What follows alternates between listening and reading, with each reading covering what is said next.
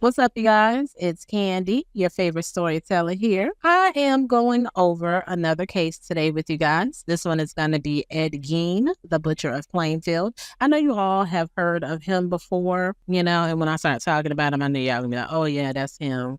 Plenty of movies have been made surrounding him, people portraying him. So a lot of you probably already know his story, but there are a lot of more in-depth stuff that you guys probably don't know. So let's get into it. Edward Theodore Gein was born in La Crosse, Wisconsin on August 27th, 1906 to George Philip Gein and Augusta Wilhelmina Gein. Wilhelmina, that's an old lady name, right? Sorry for those who's called Wilhelmina. Now, Ed had an older brother named Henry, who was 5 years old when he was born, right? Now, Ed had troubles from birth. He was born with a growth on his left eyelid that caused him to have a lazy eye. I know he was teased, boy, but that's so sad. Their mother, Augusta, was a very religious and nominally Lutheran who would frequently preach to her sons about the innate immortality of the world, the evils of drinking, and her belief that all women were naturally promiscuous and instruments of the devil. So, okay. She reserved time every afternoon to read to them from the Bible, usually selecting verses from the Old Testament and the book of Revelation concerning death,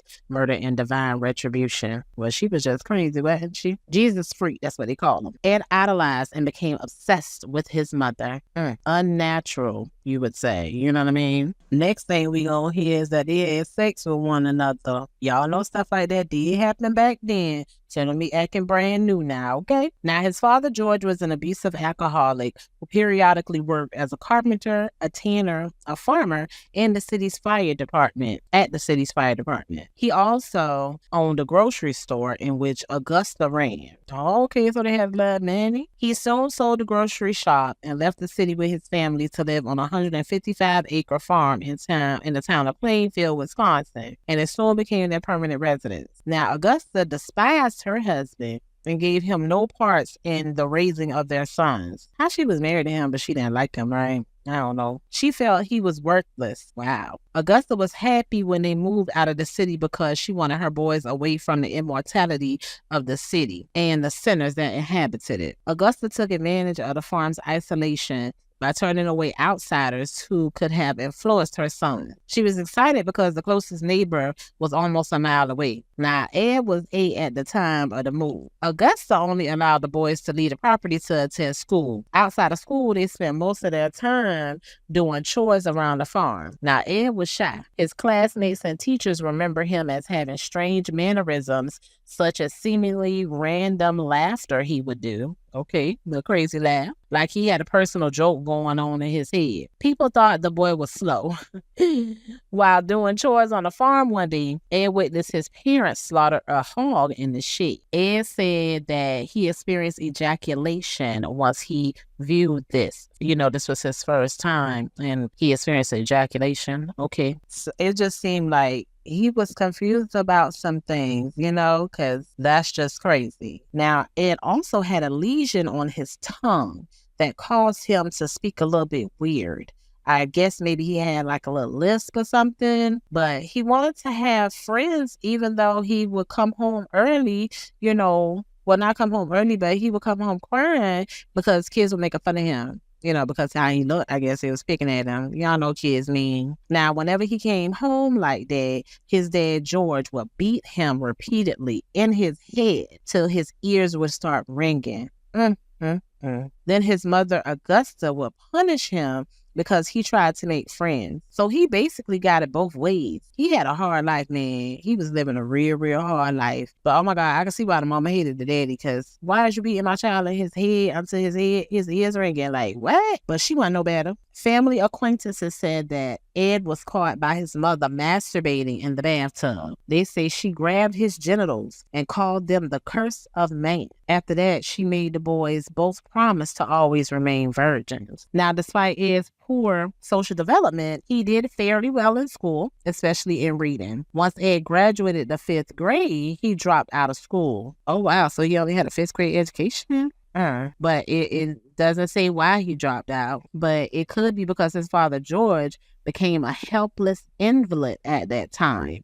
and was completely dependent on the family that he now feared and hated. And they all felt the same way about him. Y'all know the mama made it clear early on how she felt about him, so she wasn't caring. George was no help on the farm, and he pretty much just drank away most of the family's earnings. Well, on April 1st, 1940, George kicked the bucket. He died. It's not clear as to whether he passed from heart failure or because he had pneumonic fluid on his lungs, but we do know that he was 66 years old. Now, let me tell y'all, Augusta was super petty down. And she stated her claim that he was weak and he was going straight to hell. But you really can't blame her. She felt because it's known that he was a bastard, a drunk, and very abusive to her and the boys. So she was basically saying everybody knew. So I don't care if y'all sit up here and be like, why are you being like that? Because he did. And she probably was like, I don't care. But like I said, say what you want. I don't blame her. I really don't. You can't blame her.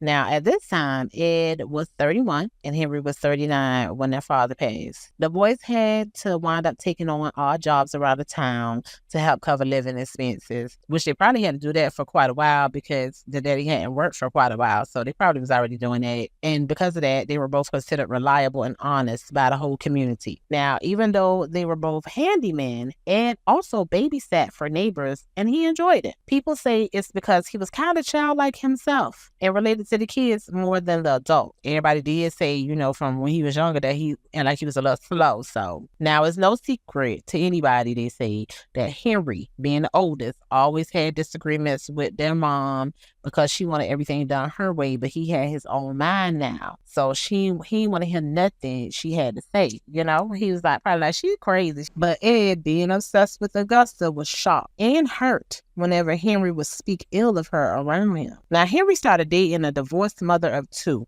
and planned to leave the family and move in with her. Good for him, right? Get away from your crazy behind mother, okay? So on May 16, 1944, while fighting a runaway fire on the property that Ed and Henry was burning away marsh vegetation on, Ed said he couldn't find Henry. Now, just so you all know, the fire was so out of control that it caught the attention of the fire department, and they had to come to help contain it. It was extinguished by the end of the day. Okay, now back to it. Ed reported his brother missing, and a search party started. The town got their lanterns and their flashlights out and went to look for him. Following Ed, of course, they found Henry face down, and it was apparent that he had been unalive for some time. They saw that his body wasn't burned, so they thought maybe he had a heart attack, heart failure of some kind, and just collapsed. They did say that his head was badly bruised, but the county coroner and police dismissed foul play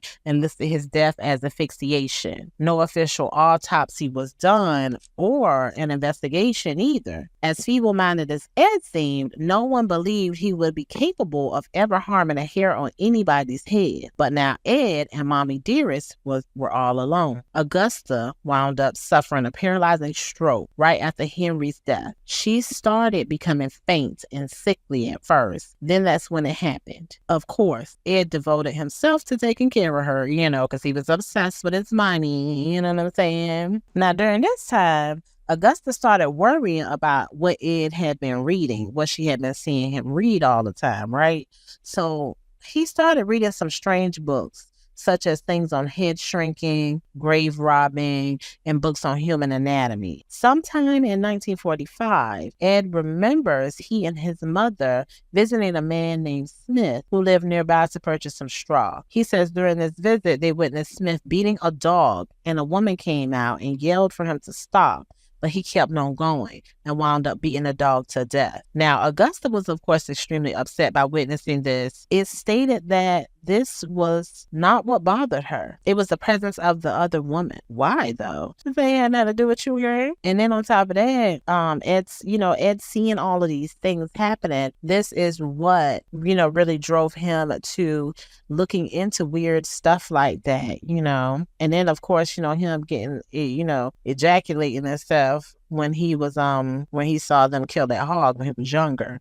So he was really into this kind of stuff. It was said that Augusta might have had some type of affection towards Smith, but she claimed it was the fact that they were not married and she had no business being there. Again, it ain't none of your business, girl. Now, Augusta called a woman Smith's harlot. Okay, what? First of all, what they do is none of your business. And how dare you call that woman a harlot? You don't know if that woman was a family member, a Christian woman, or if they were even romantically involved at all. But you gonna call her a harlot then? Okay. Augusta wound up suffering a second stroke soon after this incident happened, and her health deteriorated rapidly. She passed away on December 29th, 1945 at the age of 67. So you mean to tell me the daddy was like 4 years older than the mama? Because he was 66 when he passed in 1940. Okay, I just want to check. You guys, Ed was devastated, okay? This crushed his soul, baby. He said he lost his only friend in the world, his one true love, and now he was absolutely alone in this world. His one true love. See, I told y'all, it's like he was in love with her and not like a mother-son love either. Okay, but anyway, Ed boarded up his mother's sitting room and bedroom so that it can be preserved to be exactly the same as it was when she was alive. He moved into a small room next to the kitchen. Around this time, he became interested in reading pulp magazines and adventure stories, particularly those involving cannibals or Nazi atrocities. He became fixated on Issel Koch. I might have butchered that name, y'all. A German war criminal who selected tattooed prisoners for death in order to fashion lampshades and other items from their skins. So that's where he got that from?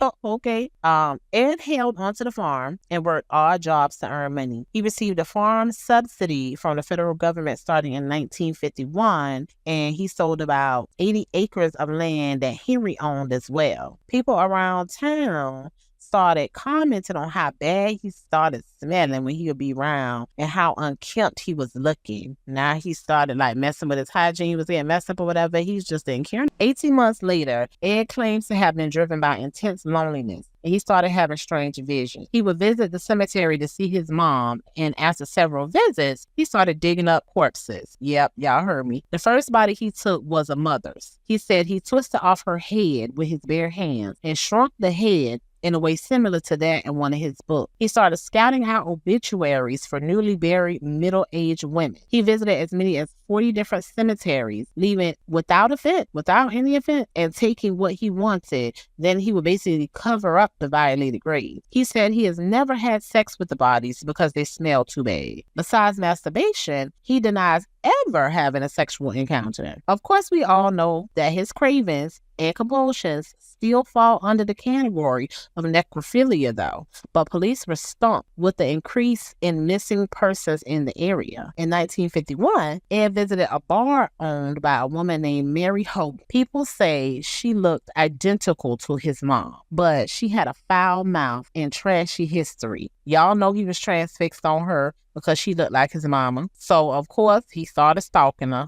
Like the stalker he is, okay? His little weird ass. And by 1954, yep, he did stalk her for 3 years. Y'all heard me. Mary had disappeared from her establishment. Police did suspect foul play because they found blood on the floor next to an empty bullet shell case. She probably fought his ass, and I'm glad. Ed later revealed that he was at the bar hanging out with her, drinking a bit, pulled the blinds when she wasn't looking, and shot her in the forehead with a .22 caliber gun. Wow. Now this dummy, Ed, told a man named Elmo Hewitt, butchered that name, y'all, that he was working with the very next day about what he had done, and then told him that he hung her up at his house. Of course, that fool didn't believe him. You know what I mean? Like, what a fool. Okay. I guess because, people mistake Ed for being slow or whatever. Let's back up a little bit to some earlier instances that police feel like Ed might have been involved in. Some were current. On May 1st, 1947, an 8-year-old girl named Georgia Jean Weckler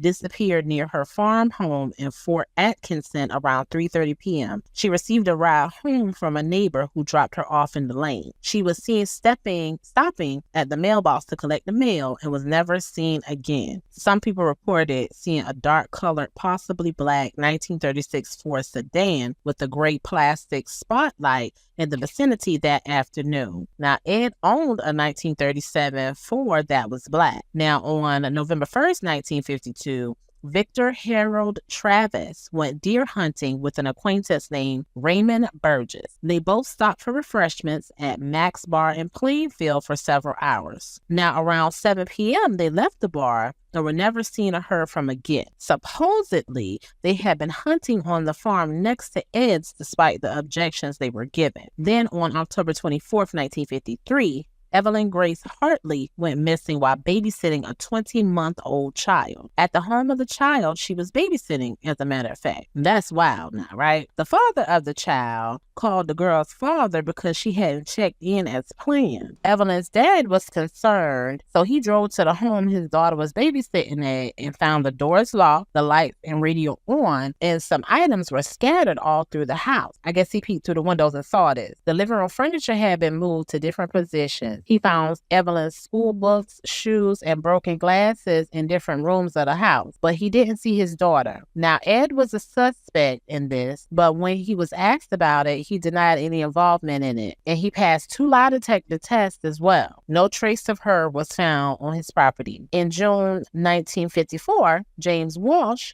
who lived near Ed Gein, disappeared. Ed performed chores for his wife after his disappearances. In August 1956, Irene Keating disappeared and was last seen in Plainfield. Also in August 1956, Judy Rodencall, I might have butchered her name, was involved in an attempted abduction in Auroraville. On November 16, 1957, at the Plainfield hardware store, the owner named Bernice Warden disappeared. The store's truck was seen driving out from behind the store around 9:30 a.m. Not a lot of customers came that day, probably due to deer hunting season. Now, the owner's son just so happened to be the deputy sheriff. His name is Frank Warden. He went to the store around 5 p.m. and found that the cash register was open and blood stains were on the floor. Now, I'm guessing that when customers were going to the store that day, that the doors were locked, and by him being her son, he had a key because someone would have reported seeing that, right? Now, Frank told investigators that before his mom disappeared, Ed Gein was spotted in the store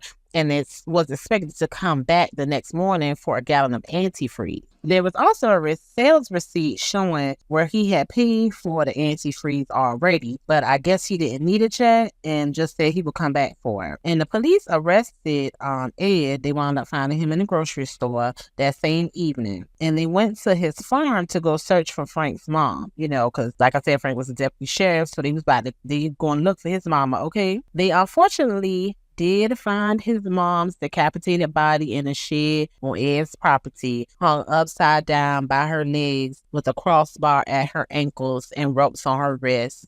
So sad. Her deer was dressed out like a deer. Her torso was dressed out like a deer, meaning she was gutted. All of her insides had been removed. She had been shot with a .22 caliber rifle. Thankfully, she was gutted after she was already gone, because that would have been like the worst death possible. If not, really, she would have went through a lot. Sad that he had to see his mom like that, though. I say, Frank, it's very sad. I mean, I bet he broke down when he saw her. I know he was truly, truly traumatized. Now, searching the house, the authorities found some very disturbing things. I mean, gut-wrenching, you guys, okay? I have the list here for you all, okay? So, they found whole human bones and fragments, a wastebasket made of human skin covering several chairs, skulls on his bedpost, female skulls. Some even had the tops sewn off. Bowls made from human skulls. Yes, bowls that you eat out of. A corset made from a female's torso. Skin from shoulder to waist. Leggings made from human leg skin. Mask made from the skin of female heads. Mary Hogan's face as a mask in a paper bag. Wow, that was the bar owner. Mary Hogan's skull in a box. Bernice Warden's entire head in a burlap sack. Bernice Warden's heart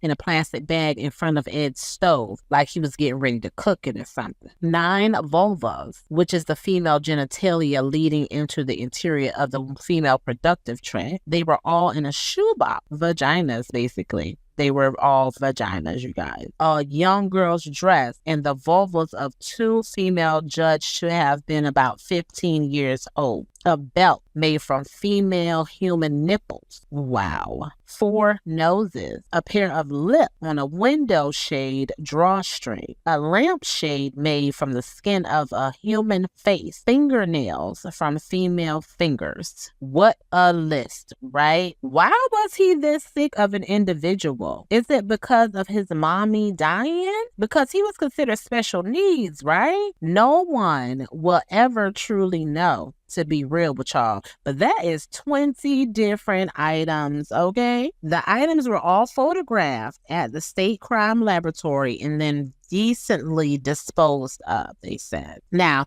as they were questioning Ed, he told investigators that between 1947 and 1952, he made as many as 40 nocturnal visits to 3 local graveyards to exhume recently buried bodies. As I reported earlier, all while he was in a dazed-like state, he claimed. Now, he also claimed that on 30 of those visits, he said he came out and snapped out of that daze while he was in a cemetery. Then he would leave the grave in good order and return home empty-handed. So basically, he was saying a driving force was making him do all of these things, and he was unaware of his actions. Okay, for the insanity plea, I'm guessing. Really in it, okay. Ed did admit to stealing from 9 graves and led investigators to all of their locations. He would rob the graves soon after the funerals. While the graves were not yet completed, he was able to dig up a grave during a single night, he said. But my question is, was he put in the dirt bag, right? I mean, some of them, yeah, but most of them, he probably just kept them open. And I asked that because no one seemed to know that the bodies were being dug up because people weren't talking about it around town, right? Now, officials feel as if Ed's confession was largely corroborated because he described one casket being empty. Another contained a few bones and his crowbar, and the final one had missing body parts, and he said to have returned some rings to this one, and admitted to creating a woman's suit shortly after his mother's death so that he could become his mother and to be able to literally crawl in her skin. Sick, right? He denied ever having sex with any other bodies, as I stated earlier. Now, a 16-year-old kid whose parents were friends with Ed,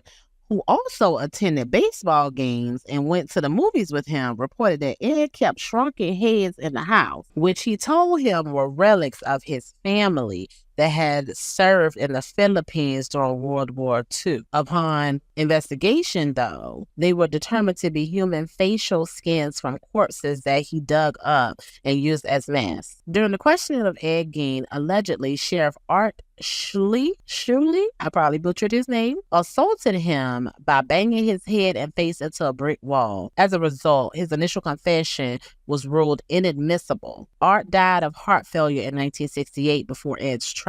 Many who knew Art said that he was traumatized by the horror of Ed's crimes, and he had a fear of testifying, especially about the alleged assault. I wonder if he really did do it. You know what I'm saying? Like, was he so upset and driven by anger that he did that? I don't know. You never know. Now, Ed was arraigned on November 21st, 1957 on one count of first-degree murder in Washera, and I probably butchered that name, County Court, where he was, of course, he pleaded not guilty by reason of insanity. Like I said earlier, he was trying for an insanity plea. Now, we all saw that one coming. He was diagnosed with schizophrenia and found mentally incompetent and unfit to stand trial. He was sent to a hospital for the criminally insane and later transferred to a state hospital. In 1968, doctors determined that Ed was mentally able to confer with counsel and participate in his defense.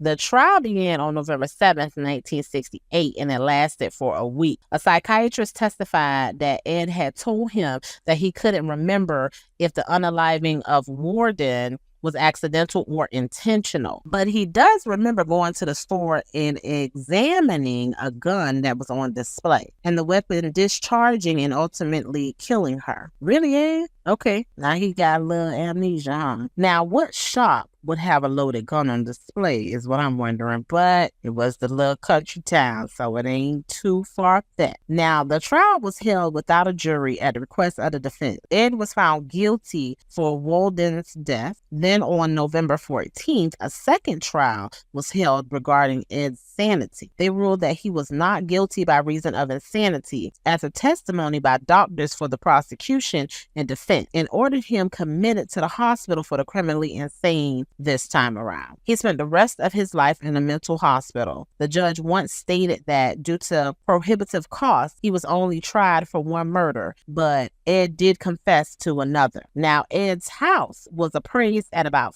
$4,700, and his possessions were scheduled to be auctioned on March 30th, 1958, amidst rumors that the house and the land it stood on might become a tourist attraction. Now, the house was destroyed by fire on March 20th. Officials say it was a garbage fire that did it. It was a fire that was set 75 feet from the house by a cleaning crew who was disposing of refuse. The hot coals were recovered from the spot of the bonfire, but that fire didn't spread along the ground from that location to the house. So what happened then? Well, arson. That is what happened, and I believe that arson is the culprit here. It was suspected, but never officially determined. You guys know someone burned that house down, okay? Everything he did, no other thought in my mind came to my mind that somebody didn't burn that house down, right? A family member, somebody was like, we gonna get this crazy man house up out of here, okay? Now, when Ed found out, he just said, just as well, okay? He knew he would never see the house again in life, maybe in death, because him and his family may be haunting the land in their ghostly house or something. Ed's vehicle, which he of course used to haul the bodies, sold at auction for $760 to a carnival sideshow operator named Bunny Gibbons, who charged people 25 cents to see it. On July 26, 1984,